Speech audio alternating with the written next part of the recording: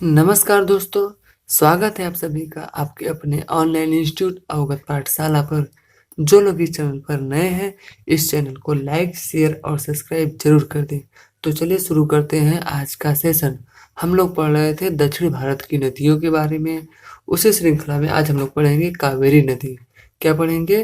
कावेरी नदी। तो चलिए देखते हैं कि कावेरी नदी का विस्तार भारत के किन किन राज्यों में पाया जाता है, या कावेरी नदी कौन कौन से राज्यों में प्रवाहित होती है। तो हम देखते हैं कि जो हमारा कावेरी नदी है, यह हमारा कर्नाटक, कहाँ पर? कर्नाटक राज्य में। और कर्नाटक के अलावा हमारा है केरल, कहाँ पर? केरल में। और केरल के अलावा जो हमारा एक राज्य है तमिलनाडु में, कहाँ पर? तमिलनाडु राज्य में इसका प्रवाह होता है। तो हमने देखा कि कावेरी नदी 3 राज्यों में प्रवाहित होती है, कर्नाटक, केरल और तमिलनाडु राज्य में। और तमिलनाडु में ही कावेरी नदी पर एक जलप्रपात है, जो कि उस जलप्रपात का नाम है शिव समुद्रम जलप्रपात। कौन सा जलप्रपात है? शिव समुद्रम। इसको हम लिख देते हैं। वो जलप्रपात है हमारा शिव समुद्रम। ये रहा हमारा शिव समुद्रम जलप्रपात। इसको आप लोग याद रखिएगा। शिव समुद्रम जलप्रपात कौन सी नदी पर है? तो शिव समुद्रम जलप्रपात आपका कावेरी नदी पर है। किस राज्य में है? तो आंसर होगा आपका तमिलनाडु राज्य में है। तो चलिए देखते हैं कि कावेरी नदी का उद्गम कहाँ से होता है, कावेरी नदी कहाँ से निकलती है। तो हम देखते हैं कि हमारी एक पहाड़ी है ब्रह्मगिरी पहाड़ी, जो कि आपका कर्नाटक और केरल में है। कहाँ पर आपका है? कर्नाटक और केरल। ठीक है, कर्नाटक और केरल। ठीक है, इनमें एक पहाड़ी है ब्रह्मगिरी की पहाड़ी। कौन सी पहाड़ी? ब्रह्मगिरी पहाड़ी। ये रहा हमारा ब्रह्मगिरी पहाड़ी, जो कि इन दोनों राज्यों में संयुक्त रूप से स्थित है। ब्रह्मगिरी की पहाड़ी से हमारा एक नदी निकलती है, और उस नदी का नाम है कावेरी नदी। ठीक है, यहाँ से हमारी कावेरी नदी निकलती है।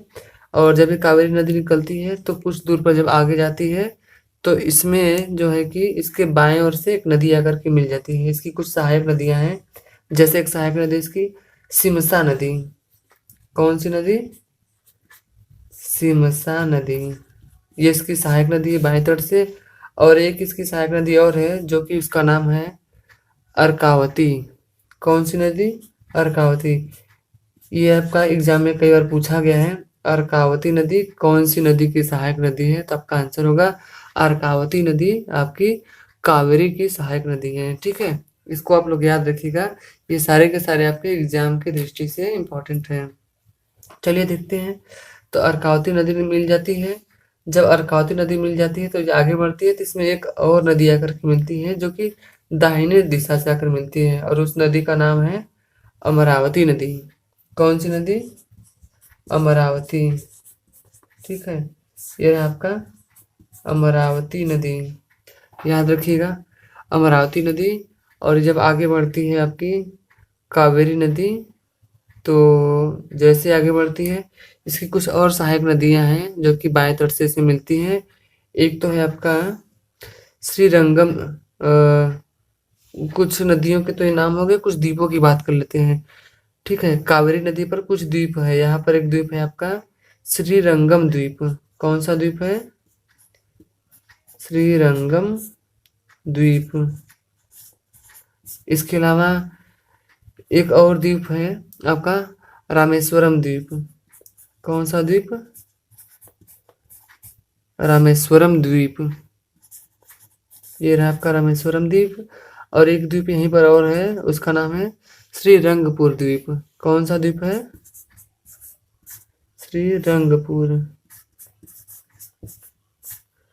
ये रहा आपका श्रीरंगपुर द्वीप, यहाँ पर स्थित है। और ये सभी के सभी जो आपके द्वीप है कर्नाटक में स्थित हैं। कहाँ पर है? कर्नाटक में है। ये सारे के सारे द्वीप जो आपके तीनों द्वीप हैं पड़ते हैं कौन से राज्य में है? तो कर्नाटक राज्य में है। ठीक है, इन द्वीपों का आप याद रखिएगा। इसके बाद कावेरी नदी हमारी आगे जब बढ़ती है, ठीक है, ये आपकी चली जाती है बंगाल की खाड़ी में, अपना पानी गिरा देती है। और यहीं पर एक द्वीप और है, ठीक है, जो कि कराईकल है। कौन सा है? कराईकल द्वीप, ठीक है, जो कि पांडिचेरी की राजधानी भी है, जिसे हम लोग पुदुचेरी बोलते हैं। क्या बोलते हैं? पुदुचेरी। ठीक है, आप याद रखिएगा कि पुदुचेरी की राजधानी कराईकल द्वीप जो है कौन से नदी में स्थित है, ठीक है, या कौन सी नदी के बीच में स्थित है?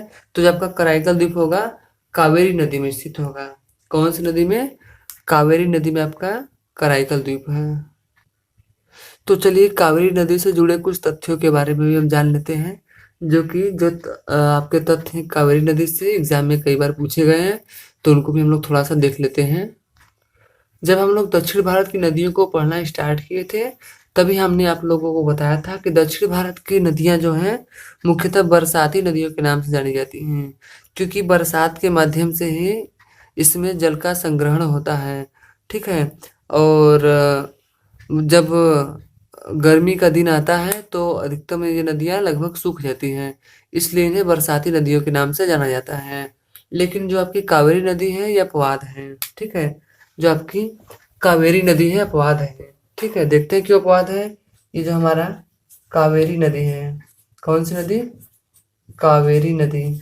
ठीक है, ये अपवाद है। कावेरी नदी बरसाती नदियों का अपवाद है। वो कैसे? क्योंकि इसमें सदैव जल पाया जाता है।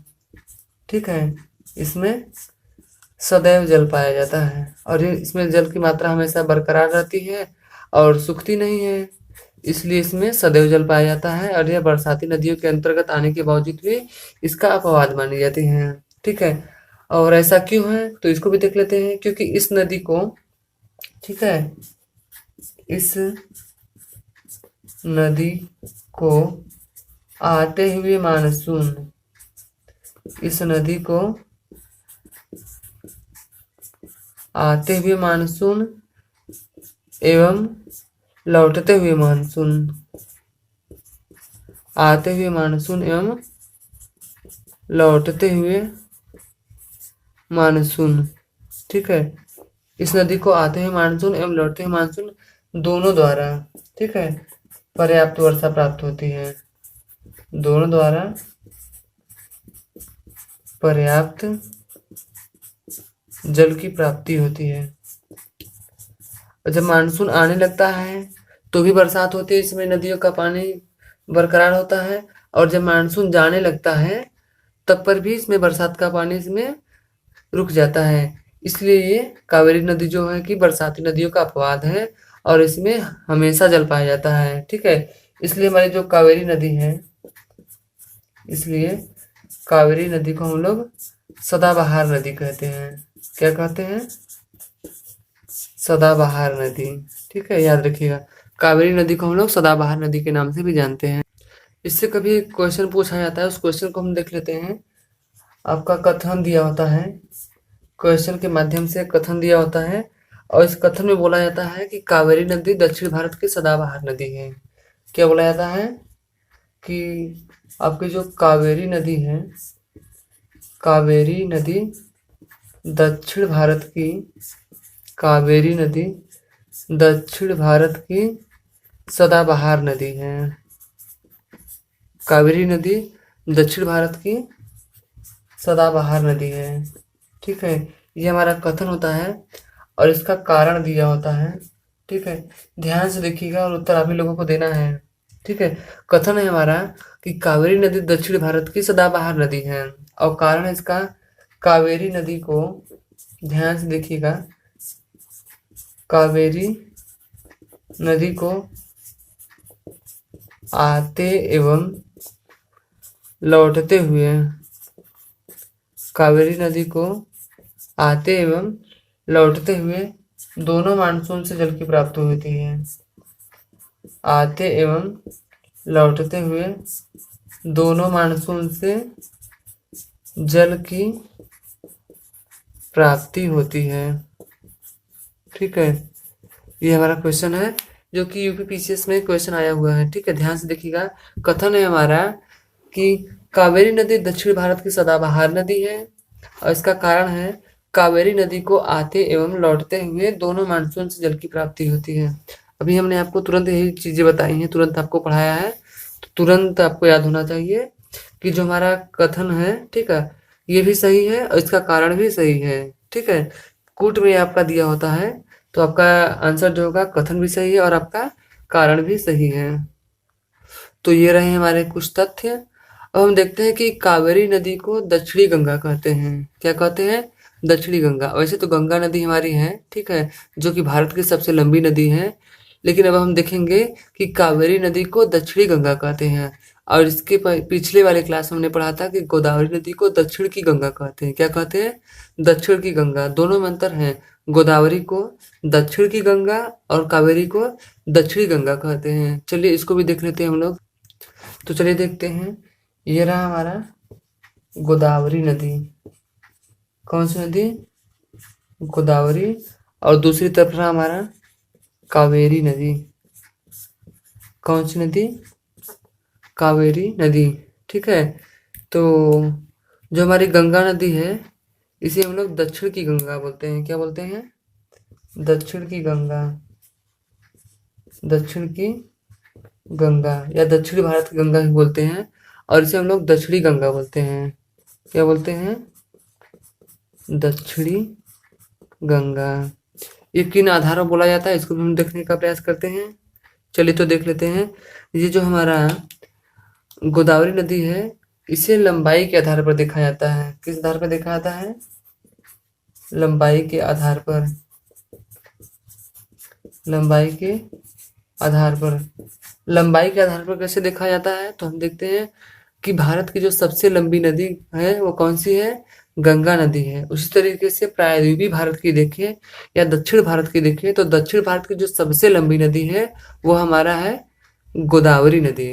ठीक है, तो लंबाई के आधार पर गंगा नदी से इसकी तुलना की जाती है, इसे दक्षिण भारत की गंगा कहा जाता है या दक्षिण की गंगा कहा जाता है। ठीक है, और धार्मिक और धार्मिक आधार पर भी इसका महत्व है।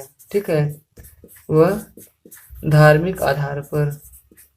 वह धार्मिक आधार पर। ठीक है, लंबाई के आधार पर और धार्मिक आधार पर गंगा नदी से तुलना इसकी की जाती है। ठीक है, तो इसे हम लोग क्या बोलते हैं? दक्षिण की गंगा। ठीक है, इसके बाद हम देखते हैं जो आपकी कावेरी नदी है इसमें जल की मात्रा। ठीक है, क्या देखा जाता है?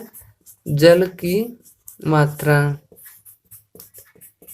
जल की मात्रा के आधार पर जिस तरीके से हम देखते हैं गंगा नदी जो है कि वर्ष भर प्रवाहित होती है, इसमें हमेशा जल भरा होता है। उसी तरीके से कावेरी नदी जो है इसमें वर्ष भर पानी की मात्रा होती है, ये हमेशा प्रवाहित होती है। ठीक है, तो जल की मात्रा के आधार पर तुलना किया गया, इसलिए इसे दक्षिणी गंगा कहा जाता है। ठीक है, इन दोनों नदियों की तुलना किसके आधार पर की गई है? तो गंगा नदी से की गई है।